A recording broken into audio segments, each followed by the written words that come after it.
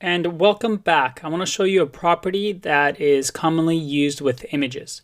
So I have a really funny picture here of an alpaca. So we're going to copy that. Actually, we're going to use the link for this, and we're going to add an image to our website. Let's just make our font size a little bit smaller.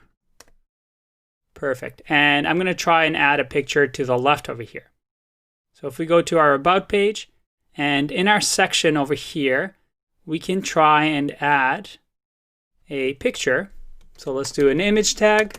And if you remember, we have a source, and that source, I just copy and pasted the link. And if I save this and refresh, ooh, that's a big picture. So as you may remember, we have to do width. Let's do 50 pixels and height 50 pixels. Let's save and refresh. And you can see that we broke. Let's make that a little bit bigger actually. Let's do 200 and 200. Perfect. You can see here that we actually broke a bit of our CSS, and that is because if you look over here, we have used this selector which says immediate neighbor of H2. We can just do this for now.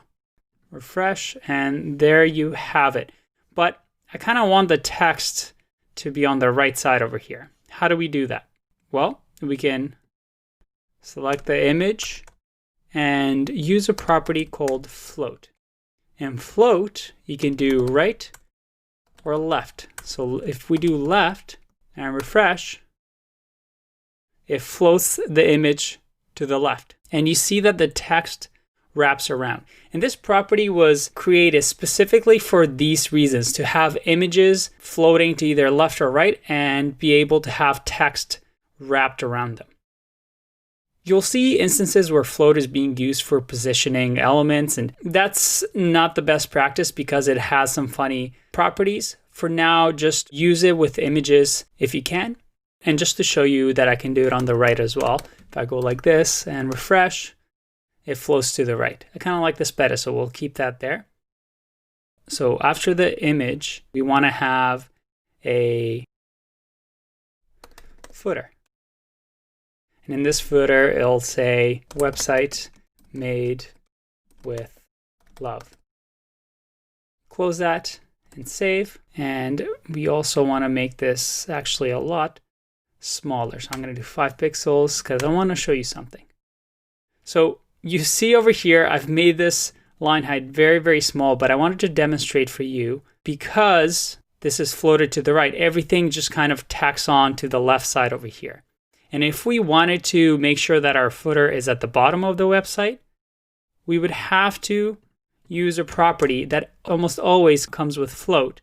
And it's usually put in the property after the float is being used. So in our case, footer. And we have to specify clear both. So if I save and refresh, we have that at the bottom. And let's align it to the center here. And let's do center, save and refresh. Perfect. Now we have website made with love with a whole bunch of gibberish. But I wanted to show you that property float for images and make sure that we clear so that any property that you don't want a part of the float is cleared so it can start on its own past the image. I'll see you in the next one. Bye-bye.